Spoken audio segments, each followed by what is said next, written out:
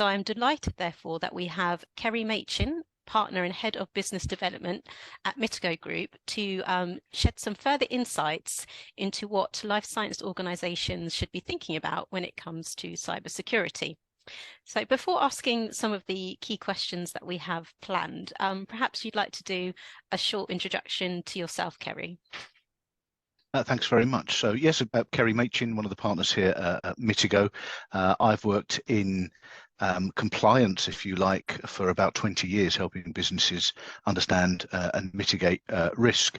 And cyber risk management is about not only compliance with, if you like, regulators or legislation, but also ensuring that you understand your own risk and then make sure that you implement the correct controls. And so working within this industry sector, as you say, it is a growing risk. It's been a growing risk for many, many years across anybody really that's using any form of tech, and our lives are really driven by it now. And so it's more and more important that we get a grip on understanding what that risk is, and then making sure that we're plugging the gaps or the holes, as it were. Excellent. Thanks, Kerrie. So firstly, just could you shed some light on why would a life science organization be a target for cyber criminals? What is it, especially makes these organizations vulnerable? Okay, so that's a really important question, because we often hear about high-profile attacks, like the Royal Mail or the NHS that have happened in the last 6 months or the last year. And I think it's logical that perhaps smaller businesses might sit there and think, well, we're not going to be a target of cybercrime because we're too small.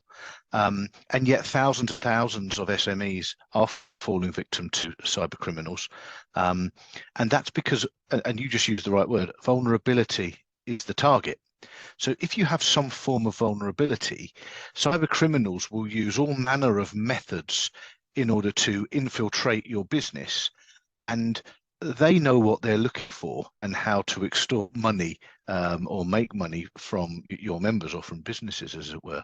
And so when we start to think about the nature of what some of your members might do, or the data that they might hold, so it could be confidential research data, it could be intellectual property, it could be medical data, that is extremely valuable to you as a business, and therefore it's extremely valuable to the cyber criminal if they can get their hands on it and threaten to do certain things with it or block access to it.